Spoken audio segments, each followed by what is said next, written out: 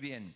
Escuchamos algo en el tiempo de la alabanza que Dios desea hacer milagros y eso no está desconectado de lo que voy a hablarle en esta mañana. El tema que he preparado lo he titulado La tragedia de la incredulidad. ¿Cómo se llama? La tragedia de la incredulidad. Vamos a Marcos, por favor. Marcos capítulo 16, versos del 9 al 16. Resurrección de Jesús. Dice la palabra: y habiendo pues resucitado Jesús por la mañana, el primer día de la semana, apareció primeramente a María Magdalena, de quien había echado 7 demonios. Verso 10, Marcos 16, 10. Yendo ella, lo hizo saber a los que habían estado con él, que estaban tristes y llorando. ¿Cómo estaban? Estaban tristes y llorando. Verso 11. Ellos, cuando oyeron que vivía y que había sido visto por ella, ¿qué dice? No lo creyeron. Me detengo aquí tantito, por favor. Mire, usted podrá decir creyentes incrédulos. ¿Existirá eso? ¿Será posible? ¿Creyentes asistentes a una iglesia incrédulos? Todos los domingos acercándose a alabar al Señor, pero con una condición interna de su fe apagada, con una condición que el enemigo ha robado y ha establecido religión, religiosidad, rutina, una condición insana para el crecimiento de la fe y los avances de la fe. Así estaban los discípulos. Dice, pero no creyeron. Verso 12. Pero después apareció en otra forma a 2 de ellos que iban de camino yendo al campo. ¿Se acuerda del camino a Emaús, famoso, verdad? Se les aparece, empieza a hablar, empieza a conversar. Pero aquí sigue el verso 13. Ellos fueron y lo hicieron saber a otros, y ni aún ellos, ¿qué cosa? Creyeron. La voz, el anuncio, la noticia más espectacular, la voz, el anuncio, la novedad más fuerte que había sido prometida, que había sido colocado en sus corazones y en sus conciencias, que sería un parteaguas para esta historia. Los más cercanos, los que se congregaban con él, no podían creer, no daban crédito. Asistían a una iglesia y no podían dar crédito a milagros. Asistían a la congregación y no podían dar crédito que Dios se moviera, que Dios hiciera prodigios y milagros. Esto es extrapolándolo a nuestro día, a nuestras reuniones. Finalmente, en el verso 14, finalmente, por último, se apareció a los 11, a los mismos discípulos, estando ellos sentados a la mesa. ¿Y qué hizo?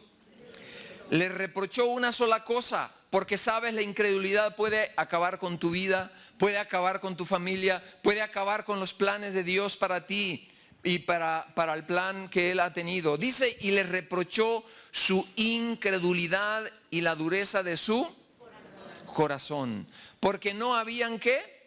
Creído a los que le habían visto resucitados. Bienaventurados aquellos que sin ver han creído. Levante su mano y diga conmigo: yo soy uno de ellos.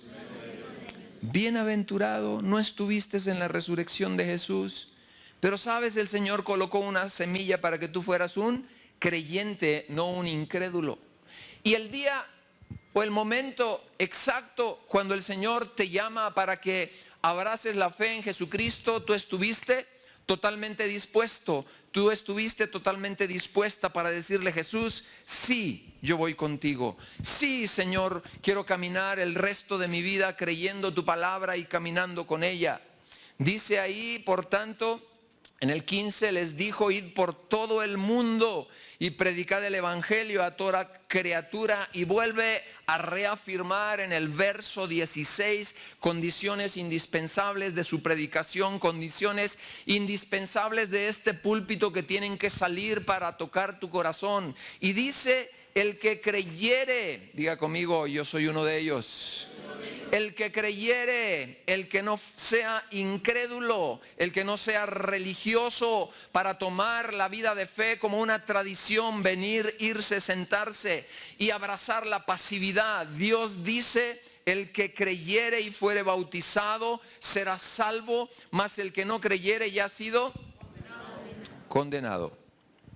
¿En qué habían fallado aquí los discípulos, los creyentes, los seguidores? Diga conmigo, en creer. ¿En qué sigue fallando la iglesia hoy día? En creer. Y llegó a tener reproches, llegó a sus discípulos no en ese escenario, sino en muchos escenarios a decirles, hombres de poca fe. Llegó a decirles, esta es una generación incrédula.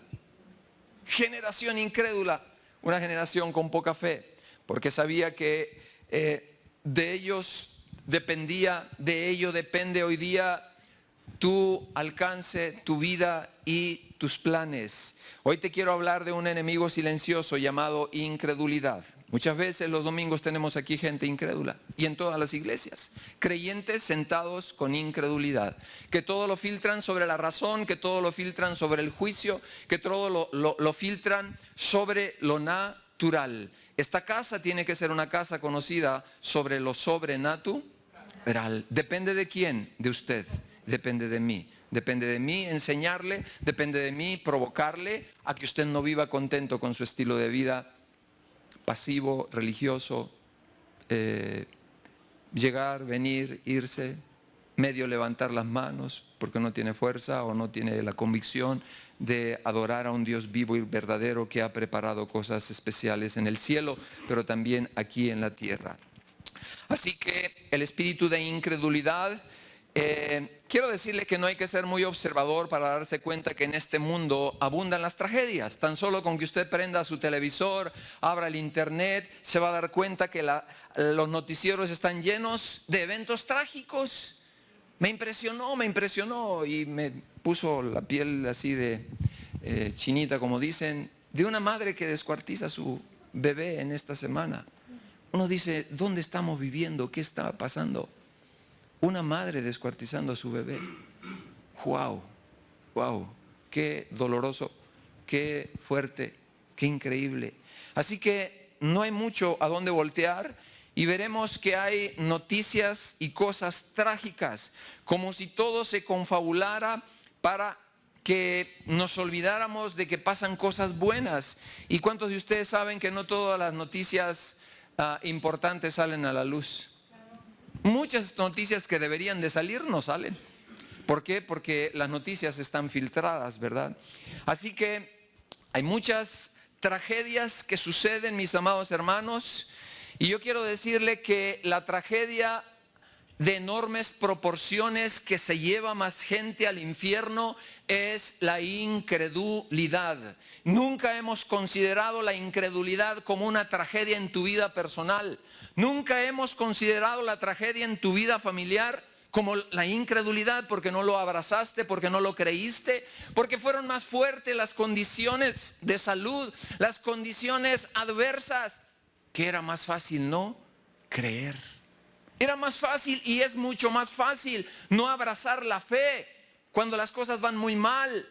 Pero la palabra de Dios está llena, saturada de eventos, circunstancias de hombres y de mujeres que un día se pararon delante de las circunstancias y pudieron decir, mi Dios es más fuerte que eso.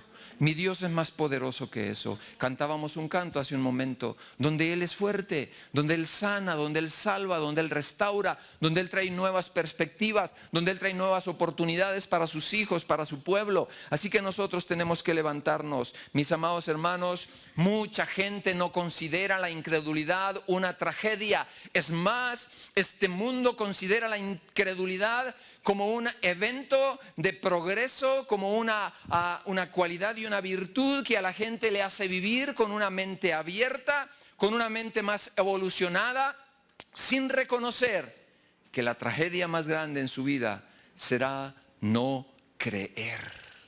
Yo sé tal vez que nunca usted ha escuchado un mensaje así, pero este mensaje es un mensaje del corazón de Dios para su vida, para esta congregación.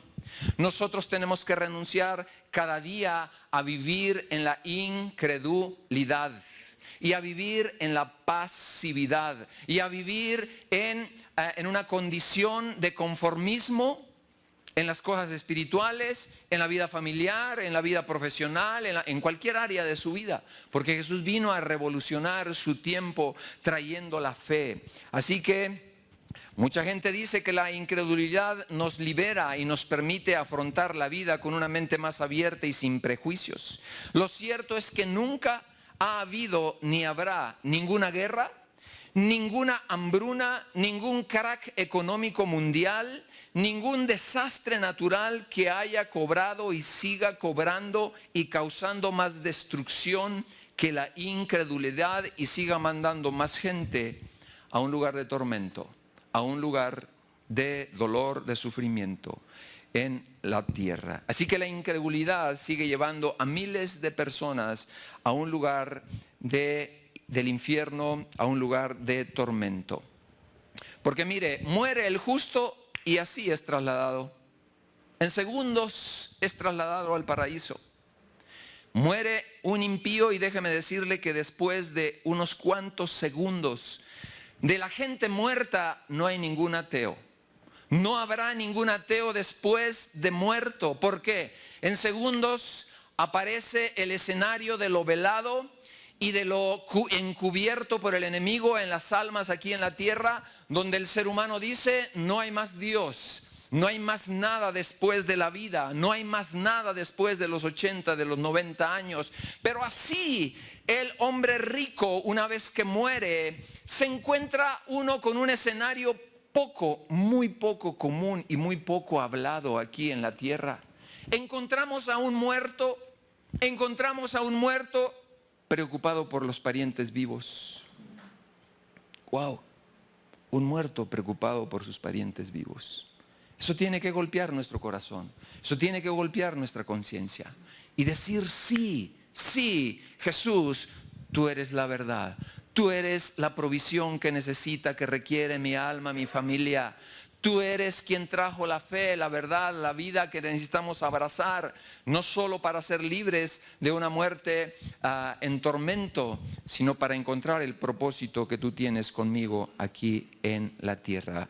Lucas 16, 24. Entonces él, hablando de este hombre, dando voces, dijo: Padre Abraham, ten misericordia de mí. Y envía a Lázaro para que moje la punta de su dedo en mi lengua y refresque mi lengua, porque estoy aquí atormentado en esta llama. ¿En qué tormento, en qué sufrimiento se metió su propia vida por su incredulidad mientras él vivía? Mientras él vivía no le importó. Mientras él vivía no invirtió. Es decir, ¿por qué invertís en aquello que no abona a las cosas que tienen valor? Dice la palabra de Dios. ¿Por qué inviertes en lo pasajero? ¿Por qué inviertes más, tal vez, tiempo, disposición, oración, búsqueda en aquello que se va a quedar aquí?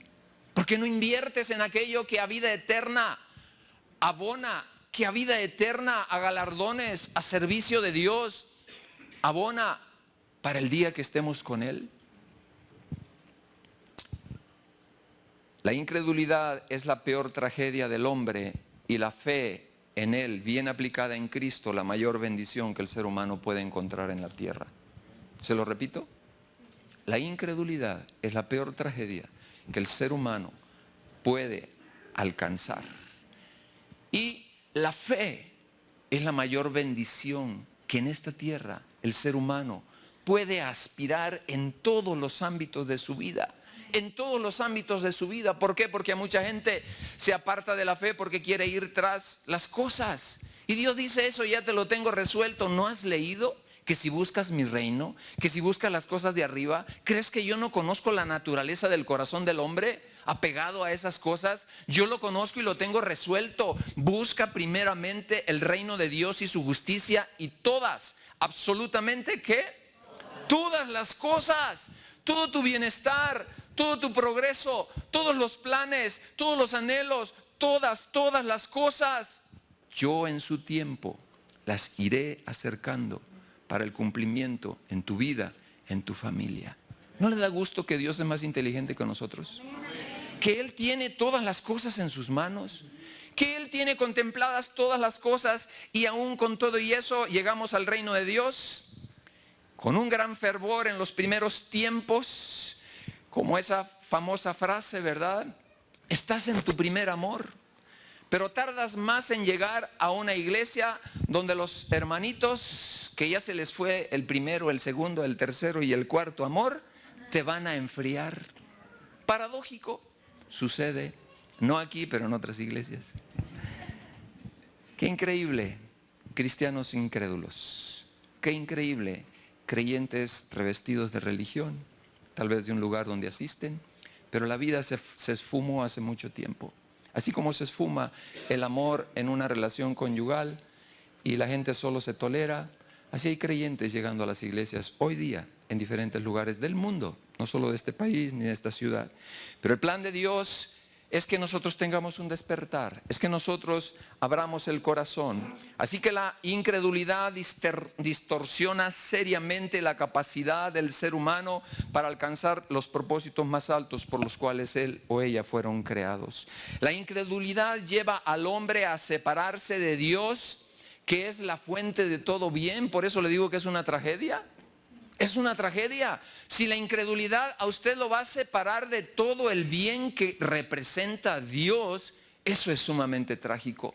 Hay quienes caminando en la vida llegan a un punto donde dicen, me di cuenta que eso es trágico, voy a dar vuelta y voy a caminar en un nuevo rumbo. Eso se llama el evento que tuvo el pródigo, el hijo pródigo, cuando dijo, ¿qué estoy haciendo con mi vida? He vivido mis días a mi manera en todo este caminar, en este tiempo. Ya me di cuenta, por ahí no es. Ya me di cuenta, yo necesito regresar a casa. Yo necesito regresar de mi impiedad a mi fe, a mi fervor. Yo necesito salir de esta vida mundana, de esta vida sin Dios, a aquello que puede saciar verdaderamente la sed, el hambre de todo ser humano, que es la palabra de Dios, que es el Cordero de Dios. Aquellos que tengan hambre. Y luego dice la palabra de Dios en Ezequiel, y en los postreros tiempos yo enviaré hambre y no de pan a la tierra.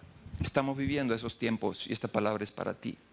Yo enviaré hambre. Tal vez Dios esté enviando hoy día hambre a tu corazón, y no es de pan, no es del pan rico que venden en la panadería, sino de escuchar su palabra, de escuchar sus planes. ¿Para qué me hiciste venir a esta tierra?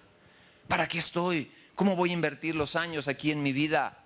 ¿Viviendo religiosamente, viendo pasar los años nada más? ¿O tienes algo más, Señor? Y no solamente enviaré hambre, enviaré sed, dice la palabra. Sed de escuchar mi palabra, sed de atesorar mi palabra, sed de aferrarse a ella. Así que encontramos que experiencias ha habido muchísimas. Recordará usted la experiencia de Moisés enviando a los espías tras el bien más prometido, tras el bien más preciado. ¿Era qué cosa? La tierra de promesas, la tierra del bien que les esperaba. Elige una buena cantidad de soldados, de hombres, y se encaminan hacia allá. Le voy a leer solo una pequeña porción, Números 3 del 25 al 33. Ya fueron, estuvieron y ahora están de regreso, y dicen estas palabras: y volvieron de reconocer la tierra a fin de 40 días, en el verso 25 de capítulo 3 de Números. En el 26, y anduvieron y vinieron a Moisés y a Aarón y a toda la congregación de los hijos de Israel en el desierto de Parán, en Cades. Y salió y dieron la información a ellos y a toda la congregación, y les mostraron el fruto enorme, precioso que habían traído. Verso 27, les contaron diciendo: nosotros llegamos a la tierra a la cual nos enviaste. Es ciertamente una tierra donde fluye leche y miel, y este es el fruto, unos frutos enormes. 28, mas el pueblo que habita en aquella tierra es fuerte, y las ciudades muy grandes fortificadas, y también vimos ahí a unos gigantes que eran los hijos de Anac. Amalec habita el Nevé, y el Eteo, el Jebuseo, el Amorreo habitan en el monte. El Cananeo habita junto al mar y a la riviera del Jordán. Entonces Caleb se para, porque él tenía otro espíritu. Diga conmigo, espíritu de fe. Usted pensará que la fe es algo sencillo, pero Dios da el don de fe. La actitud que una persona tiene de fe le llamamos espíritu de fe. Tiene una actitud receptiva, tiene una resonancia, tiene una capacidad de respuesta a las cosas espirituales, parado en la fe y en lo que dice la palabra de Dios, no en lo que él quiere, no en sus argumentos, sino en la palabra de Dios. Así que responde Caleb y hizo callar la congregación, hace callar la congregación y dijo, subamos luego. Este hombre no estaba poniendo en riesgo la evaluación. Él no está diciendo, espérenme tantito, mi apreciación es diferente. El hombre ya tenía la acción, el motor suficiente para accionar. No se dejó impresionar, ¿por qué? Por el informe y lo que estaban diciendo. ¿Qué dicen tus circunstancias? ¿Cuál es el informe de tus circunstancias en la familia, en la economía, en la salud, en la relación matrimonial, en todo aquello, con tus hijos, en todo aquello que pueda ser un gigante digno de ser conquistado? Tienes que levantar el espíritu de Caleb diciendo casi calla esos pensamientos. Y dice ahí que en la fe nosotros él dice, subamos luego y tomemos posesión de ella, porque más podremos nosotros que ellos. ¡Guau! ¡Qué increíble, qué impresionante! ¡Qué increíble, qué impresionante! ¿Quiénes tenían razón? Tenían razón los espías que fueron y vieron la cosa natural. Tenían razón, pero déjeme decirle, no tenían la verdad. El creyente no se gobierna por las razones meramente. El creyente se gobierna por verdades más altas escritas en la palabra de Dios, que si dice la palabra de Dios, si Dios es por nosotros, ¿quién contra nosotros? Caleb estaba diciendo, esa palabra es mía, nadie podrá arrebatarla, nadie podrá desarraigarla de mi corazón. Llámense circunstancias, llámese la opinión de la mayoría, llámese todo lo que está alrededor y en mi contra, nadie, absolutamente nadie podrá desarraigar la fe que ha establecido el Señor Jesucristo en sus promesas y en sus palabras. ¿Y esto será para nosotros hoy, iglesia amada? Será para nosotros para levantarnos, sacudirnos y decirle, Dios mío, aquí está mi vida, aquí están mis dones, aquí están mis talentos. ¿Qué querrás hacer con este instrumento en tus manos? Estoy dispuesto, estoy dispuesta. Usa mi vida, encamina mi vida a los planes que tienes con ella. Así que la razón será contraria a la fe, pero el Espíritu de verdad de Jesús vendrá a fortalecer la fe. Así que si supieras ser un creyente vencedor de las circunstancias, no deberías dejarte vencer por tu razón. Muchas veces, amada iglesia, tu razonamiento ha ido en contra de la fe.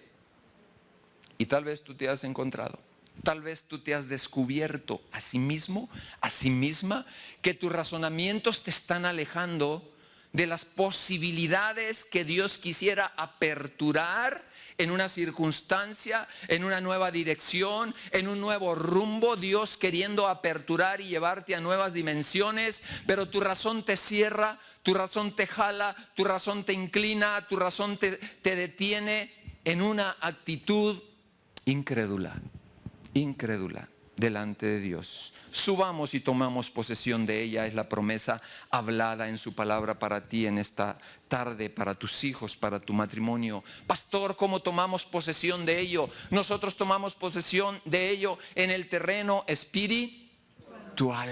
En el terreno espiritual. Todo lo espiritual tiene que ver con lo natural. Primero se vence en lo espiritual y lo natural se apertura. Primero tocamos el cielo y la tierra responde. Primero tocamos el corazón de Dios, sus promesas. Nos aferramos a la fe, nos aferramos a lo que Dios dice. Tal vez tienes temor por tus hijos, tal vez tienes temores diversos, pero necesitas levantar su bendita palabra para que ella te sustente, para que ella te alimente, para que ella te lleve a un nivel diferente. Así que la principal razón bíblica para que un creyente fracase, ¿cuál crees que es? Se llama incredulidad. Muchos estancamientos, muchos fracasos han venido por tu incredulidad. No has podido ir más allá, no has podido estirar la fe para rebasar las circunstancias alrededor tuyo. Así que, ¿de cuántas cosas usted se habrá perdido por su incredulidad? ¿O cuántas cosas lo están deteniendo ahora mismo, en este momento, para que usted sirva al Dios vivo y verdadero? Así que la incredulidad es lo único que puede romper un pacto. Dios ha dicho, te quiero bendecir, pero no te dejas por tu incredulidad. Jesús llegó a Nazaret y dice la palabra de Dios que no pudo hacer ahí muchos ¿qué? Milagros, porque había ¿qué cosa? Incredulidad. Decían, ¿cómo? A ver, explíqueme bien. ¿El hijo del carpintero hace milagros? Pues si no crecía aquí, hombre, aquí creció en medio de nosotros. Uno igual a nosotros. Ese hijo del carpintero vive y reina hoy día. Y Él tiene un plan para tu vida y con tu vida. Y para tu matrimonio, y para tus hijos, y para tus finanzas, y para tus dones y talentos que los has tenido ahí sentados y oxidados por mucho tiempo. El Señor quiere activar tu vida. Así que la incredulidad fue la única razón que impidió que Jesús hiciera milagros. Será imposible que un creyente muchas veces pueda avanzar cuando no ha entendido que tiene enemigos silenciosos como la incredulidad.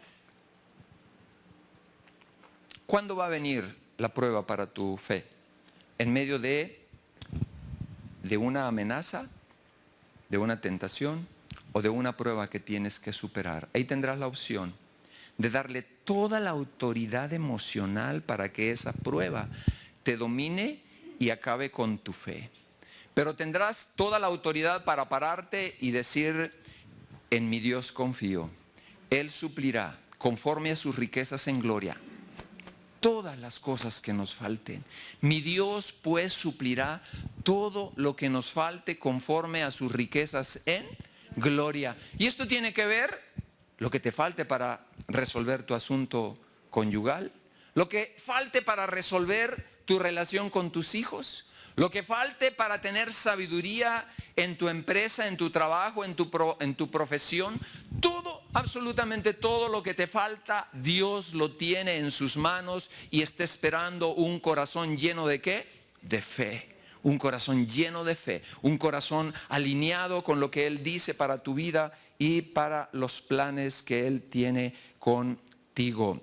Así que una persona con el espíritu de incredulidad va a confiar más en su mente y en sus dudas, ¿verdad? Ahí en Números 13 del 31 vinieron las dudas. Estos hombres dijeron, pues sí, pero son más altos, sí, pero ahí pues la tierra se traga a sus moradores.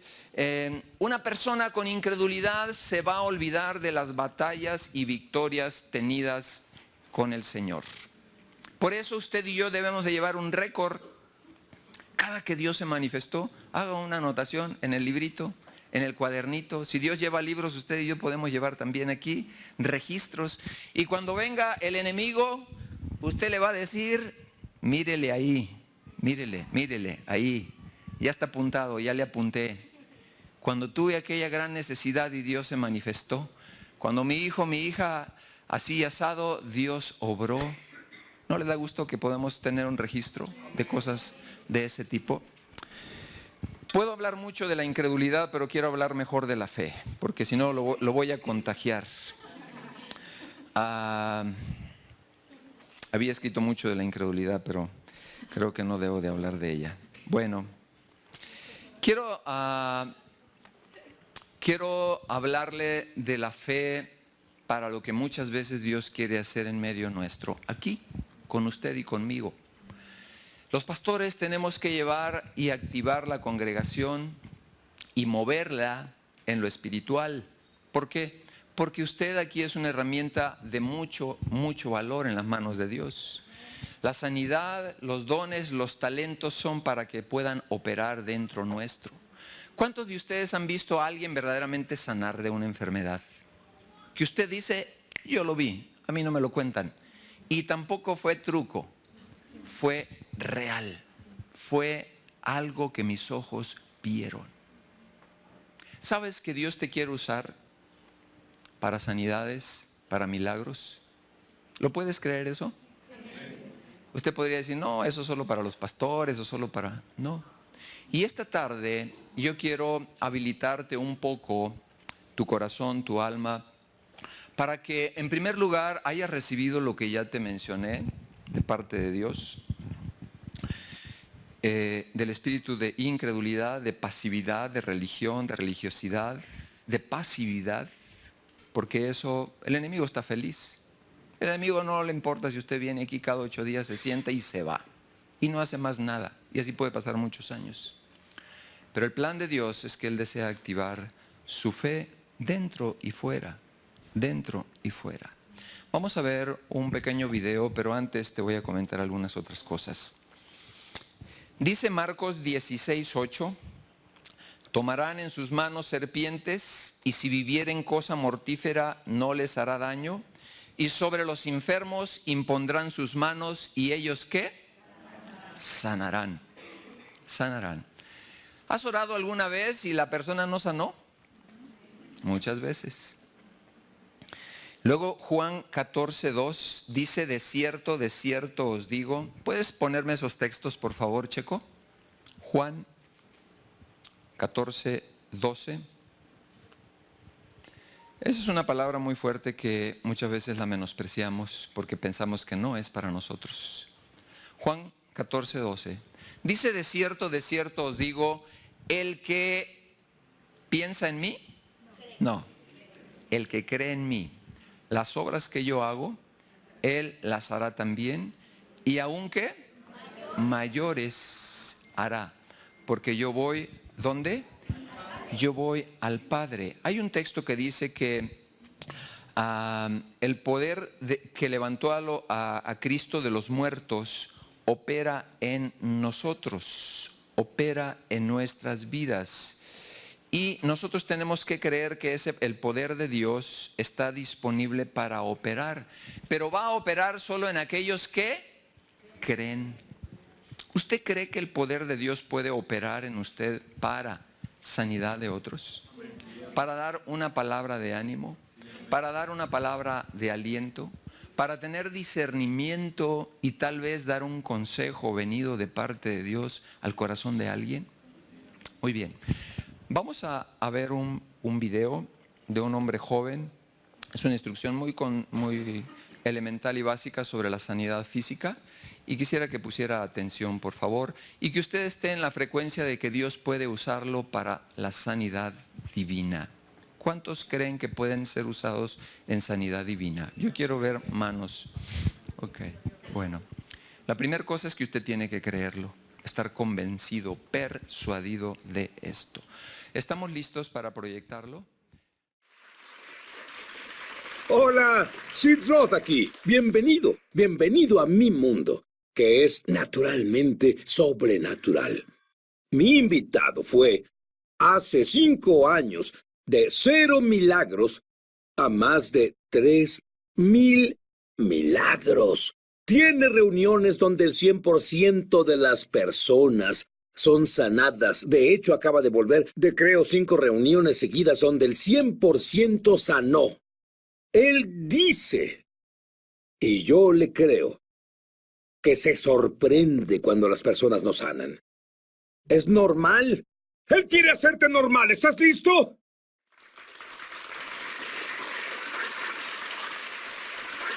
Bueno, mi invitado se llama Art Thomas y como puedes ver, tiene 30 años. Es una gran edad. Es cuando el Mesías comenzó. De hecho, es cuando yo fui llamado al ministerio cuando tenía 30 años de edad. Es buen tiempo. Pero Art, nunca hice lo que tú haces. Lo haré.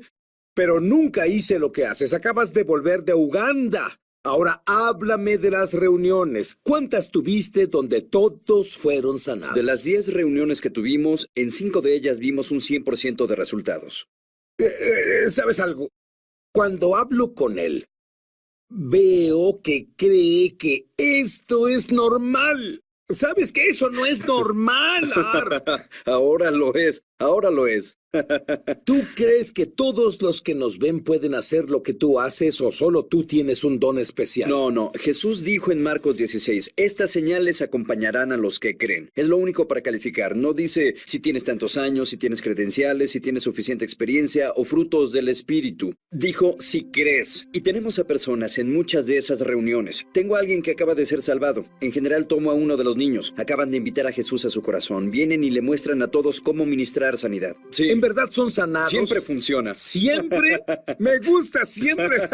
¿Y de ti? Bueno, voy a llevarte al 2003 y... ¿Tuviste una visitación de un ángel? ¿Qué pasó? Sí, estaba trabajando con una nueva iglesia y estábamos orando y yo quería una vida de milagros desesperadamente. Así que lo que hice fue orar. Dios, ¿harías esto posible? Y mientras yo estaba buscando milagros, ese ángel se me apareció y lo vi en mi espíritu. No fue con mis ojos físicos, pero me dijo... lo único necesario para una vida de milagros es la presencia de Dios. Deja de buscar los milagros y solo búscalo a Él. Y aprendí a tiempo que no era siquiera buscar su presencia, porque Él siempre está aquí. Sí, bueno, pero yo veo cuando oras que eres tan casual como ahora. ¿Por qué no te emocionas un poco? Eso es. Sí, bueno, no es necesario. ¡Grita un poco más! Sí.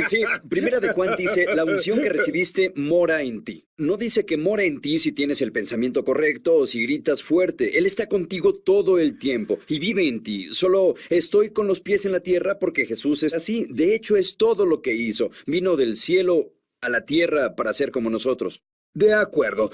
Y luego en la última parte de 2003, tienes una visión del cielo. Ya me estás provocando a celos, pero sabes, es el llamado de los gentiles provocarle celos a los judíos. ¡Háganlo más! ¡Ese es su llamado, gentiles!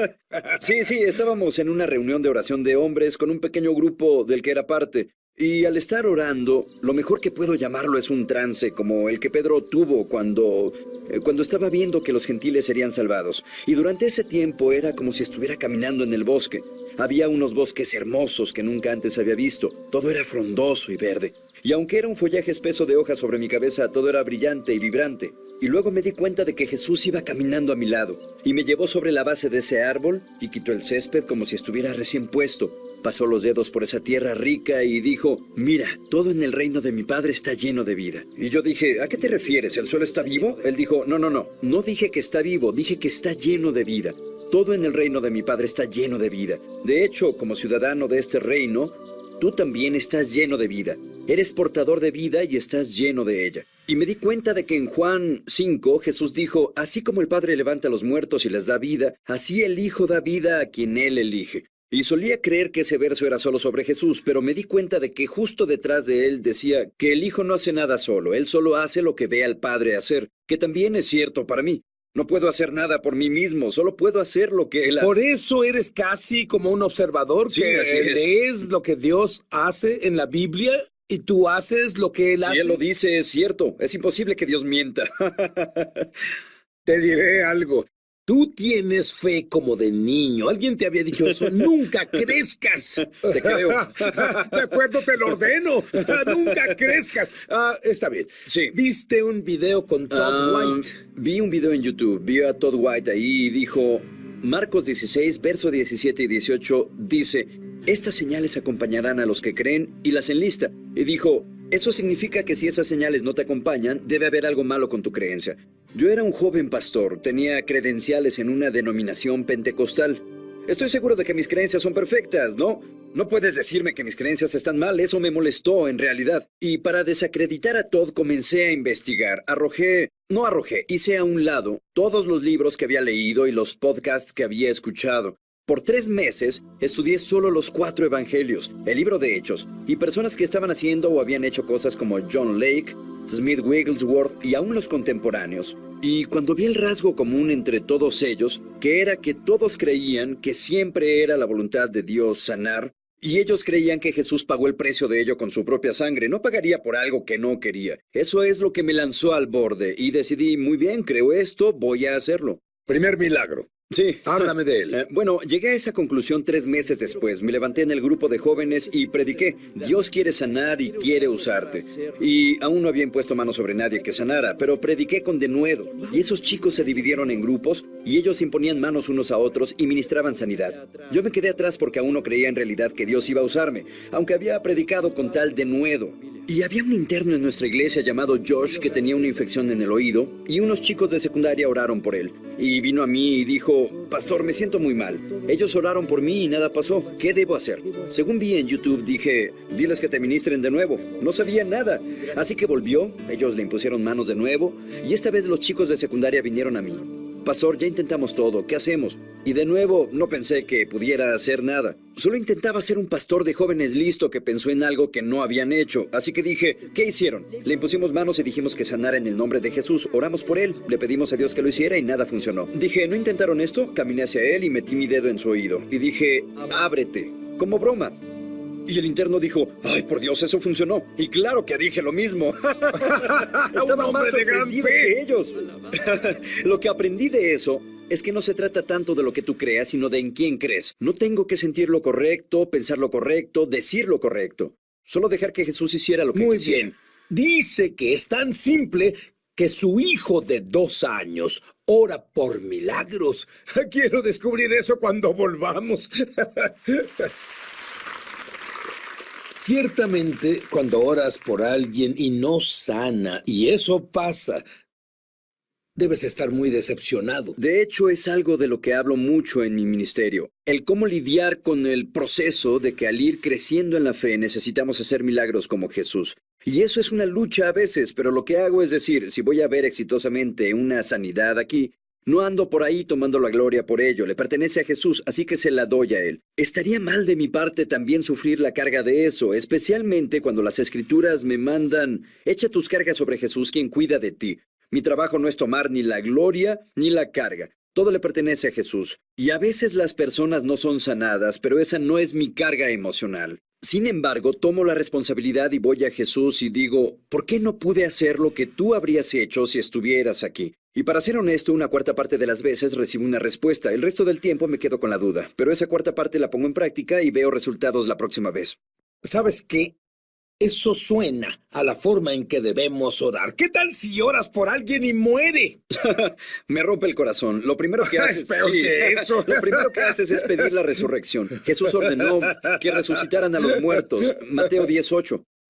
Si no resucitas, es un proceso a través de eso, pero dejas que te motive para el futuro. Te hace decir, quiero que esto funcione, Jesús. La vida es preciada. Consideras que estas personas son preciadas y siempre funciona para ti y quiero ser como tú lo más que se pueda. ¿Qué tal si... Y conozco un caso así, estabas en Uganda y había una mujer con problemas en los ojos y tú oraste por ella y nada pasó. Oraste por ella de nuevo y algo pasó. Las personas se levantaron y se fueron. Sí. Cuéntame de eso. Sí, enseñé a esa congregación cómo ministrar sanidad y dije, quiero demostrarles esto. ¿Cuántos aquí tienen problemas en los ojos? Y creo que 3 o 4 levantaron la mano. Elegí a esa mujer al azar de enfrente y dije, ¿cuál es su problema? Y dijo, puedo ver de lejos, pero no leer. Así que abrí la Biblia y dije, mira esto, ¿puedes leerlo? Y ella dijo, no. Bajé la Biblia, puse las manos en sus ojos. Ojos, ábranse en el nombre de Jesús. Abre la Biblia. ¿Algún cambio? Dijo que no. Hice lo mismo. No tengo que cambiar mis palabras. No busco las palabras mágicas para convencer a Dios. Y lo hice una y otra vez. Pasaron 15 minutos y una mujer se levantó y salió de la iglesia y dije... Me alegro que solo fue una. Lo sé. Creo que tengo que hacer algo ahora. Me giré a la congregación y dije... ¿Jesús pagó para que esta mujer viera? Y como ovejas comenzaron a asentir con la cabeza. ¿Pagó un precio muy alto para que esta mujer vea? Ellos sonrieron y dije, ¿importa si parezco un tonto frente a ustedes mientras apelo a Jesús para que reciba lo que pagó? Y sin una respuesta volví a hacerlo. Los ojos se abren en el nombre de Jesús. ¿Algún cambio? No. Hice esos 5 minutos más hasta que de pronto ella pudo Oye, leer espera, las letras espera, ¿por grandes. qué? ¿Por qué sigues haciéndolo? La mayoría de las personas cuando oran, yo los veo en la televisión, sana en el nombre de Jesús, y antes de que puedas descubrir si estás sano, pasa a la siguiente persona, sé sanado. Art, tú no trabajas así. No, quiero ver algo verificable. ¿Sabes? Lo que hago es que apunto a la hora y le digo a las personas, en la práctica, a veces vemos milagros pasar al día siguiente o una semana luego o incluso un mes luego, en la práctica. Pero la meta es que quiero ser como Jesús. Y Él sanó a todas las personas el mismo día que les ministró. Y casi todos sanaron de inmediato. Bueno, ¿qué pasó con la mujer? Bueno, comenzó a ver las letras grandes. Me volteé a la congregación y dije, bueno, pueden ver que esto comienza a funcionar, pero voy a volver con ella y seguiré ministrando hasta que tengamos un 100%. Ahora que ven cómo funciona, si necesitan sanidad, vengan al frente. 10 personas se formaron. Le dije al resto de la congregación, ¿saben cómo hacerlo? Son el equipo de oración. Se reunieron y comenzaron a ministrar a esas personas. Volví con la mujer. Los ojos se abren en el nombre de Jesús. Abrí la Biblia y ella sonrió y comenzó a leer todo en voz alta. Y luego ella se fue a sentar y dije, ¿a dónde vas? A sentarme. Y dije, no, ve a orar por alguien.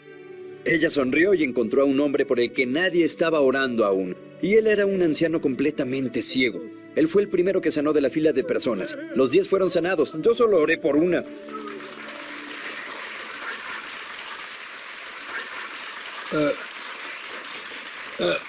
¿Y tú qué piensas?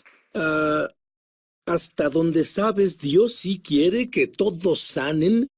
¿Es porque no tenemos suficiente fe que no sanamos? Bueno, Hebreos 1:3 dice que Jesús el Hijo es el resplandor de la gloria de Dios y la exacta representación de su ser. Hay 9 escrituras en los evangelios y en el libro de Hechos que dicen que Jesús los sanó a todos.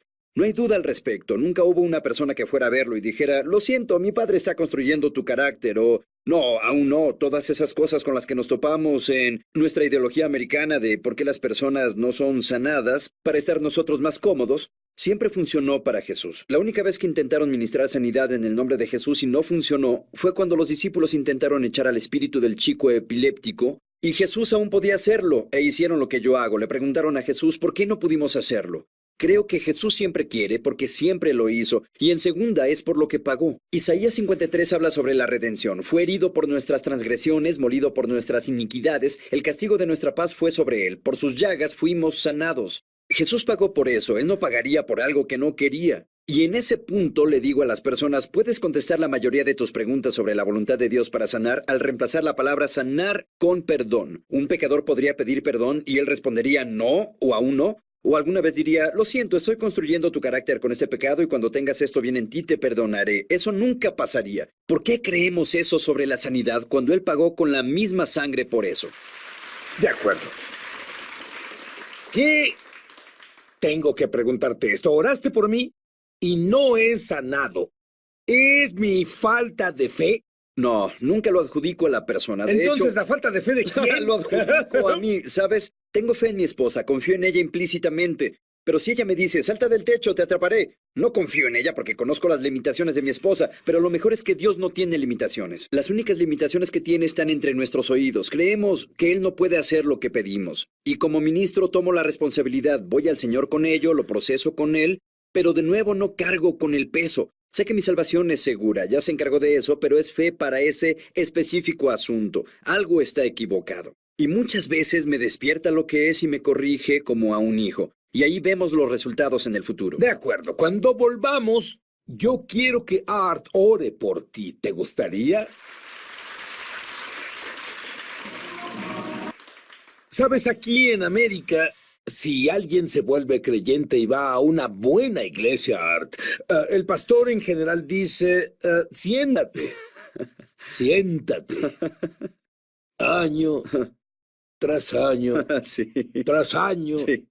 ¿Eso es necesario? Espero que eso no esté pasando en ningún lado, pero sé que es así, pero no es necesario, no. Jesús envió a las personas incluso antes de que estuvieran listos. Lucas capítulo 9 envió a sus 12, pero antes de que el capítulo se termine, argumentan quién es el mayor. Están orgullosos de sí mismos por callar a alguien más y él dice, no, quien no está en contra está con nosotros. Y ellos querían mandar fuego sobre una ciudad samaritana que no lo recibió a él. Eso es homicidio. Está mal. Pero él, ¿crees que pensará Pero que... ellos deberían estar sentados los próximos 20 Lo sé, años en la pero lo iglesia. siguiente que hace en Lucas capítulo 10, envía 72 más. Y en Lucas capítulo 11, uno de ellos dice, Señor, enséñanos a orar. Ni siquiera confían en sus vidas de oración. Les digo a las personas, no esperen hasta ser perfectos para hacer la comisión o nunca la harán. Haz la comisión, Jesús te perfeccionará en el camino. Ahora, Sí. Kenia, 300 niños. Me invitaron a esa escuela. ¿Los niños eran perfectos? No, no, eran perfectos. De hecho, tal vez un buen número de ellos eran musulmanes. Esto es una parte de Kenia donde eso pasa mucho, y había 300 de ellos. Me invitaron a hablar en esa escuela. Tal vez estaban en tercero o cuarto año en ese tipo de edad. Y les prediqué sobre Jesús. Y al final les dije sobre las personas que había visto en Uganda y que fueron echadas fuera de sus familias por elegir seguir a Jesús. Y dije, no puedo prometerles que si eligen seguirlo, toda su vida va a ser maravillosa, pero puedo prometerles que valdrá la pena. Y dije, si quieren recibir a ese Jesús sabiendo qué les costará, quiero que ahora se paren. Y hasta donde sé, las 300 personas se pararon e hicieron la oración de salvación en su propio idioma. Y luego dije, sé que Jesús dice que estas señales acompañarán a los que creen. ¿Les gustaría ver lo que Jesús puede hacer con ustedes ahora que creen? Y les enseñé brevemente sobre sanidad, 3 minutos tal vez. Y dije, si tienes problemas de ojos o de oídos, dolor en tu cuerpo, enfermedad, malestar, y cometí el error de decir una inflamación o un raspón, porque todos los niños se pararon, ¿no? Así que los puse en pares y dije, bueno, impónganse manos y digan, sé sano en el nombre de Jesús, veremos qué pasa. Lo hicieron y algunos de ellos, lo tengo en video, algunos bromearon y algunos lo tomaron en serio. Pero no dije, estas señales acompañarán a los que creen si no están bromeando, ¿no? O si tienen tal edad o algo así. Al final los calmé y dije, ahora revisen, si sabes que has sanado, el dolor se fue, puedes verlo. Tu piel ha sanado, lo que sea, quiero que te sientes, el resto quédense de pie, los ministraré de nuevo. La mitad del grupo se sentó y lo hicieron de nuevo. La mitad del grupo se sentó, lo hicieron de nuevo. El resto se sentó excepto un niño al frente. Y cuando vi el video luego, nadie oró por él la segunda o la tercera vez. Así que dije, ¿cuál es tu problema? Y dijo, mis ojos, no puedo leer. Puse mis manos en sus ojos. Ábranse en el nombre de Jesús. Abrí la Biblia y él sonrió y comenzó a leer. 300 niños, todos ellos salvados, todos ministrando sanidad 5 minutos más tarde. Solo toqué a uno, no es mi culpa. Jesús hizo el trabajo. De acuerdo.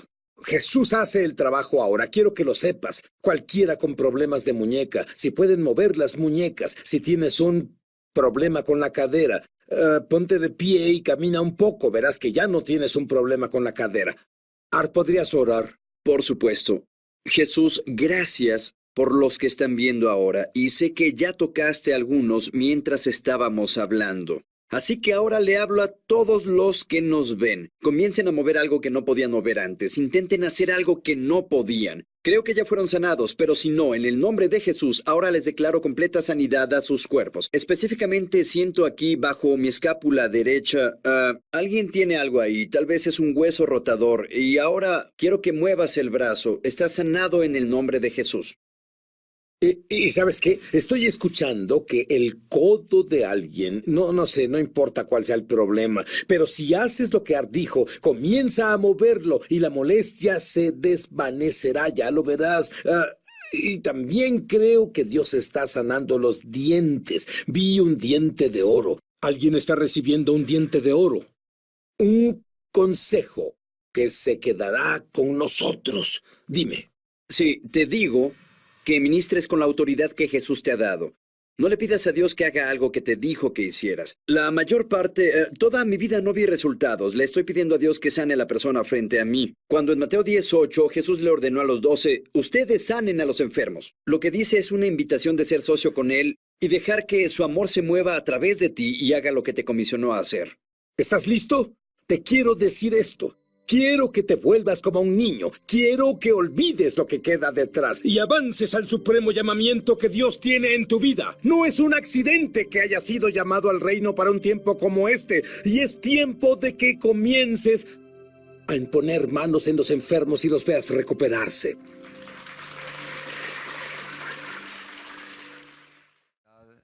física. Levánteme su mano si usted tiene necesidad de que Dios sane algo en su cuerpo.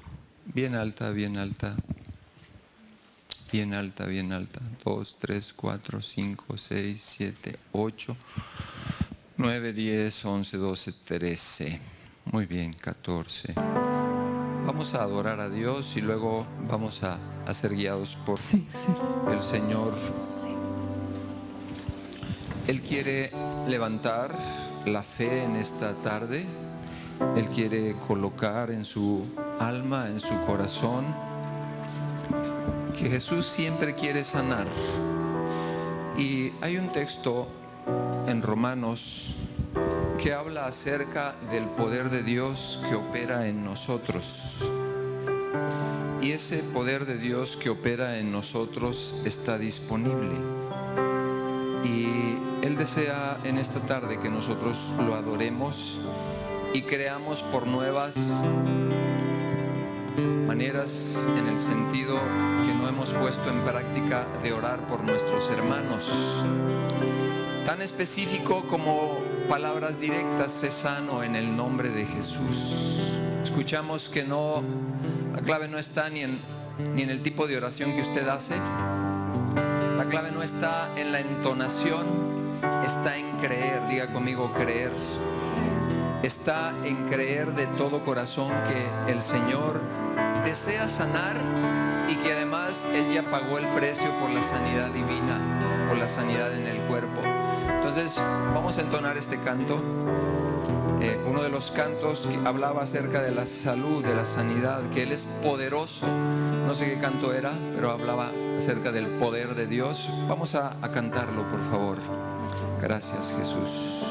Y después de esto voy a pedir a las personas que tienen necesidad de sanidad puedan pasar aquí. Vamos a hacer una fila de izquierda a derecha, y luego, no de manera lenta, sino con fe y de manera rápida, aquellos que creen en la sanidad divina, vas a poner tus manos, vas a preguntarle cuál es su dolencia. Y tal vez vas a decir: sé sano en el nombre de Jesús. Vas a pasar a la otra persona: sé sano en el nombre de Jesús. O si te refiere un dolor, una alteración, puedes hablarla directamente. Un problema de cadera, un problema de pie, problemas para ver. Sé sano en el nombre de Jesús. Sé sano en el nombre de Jesús.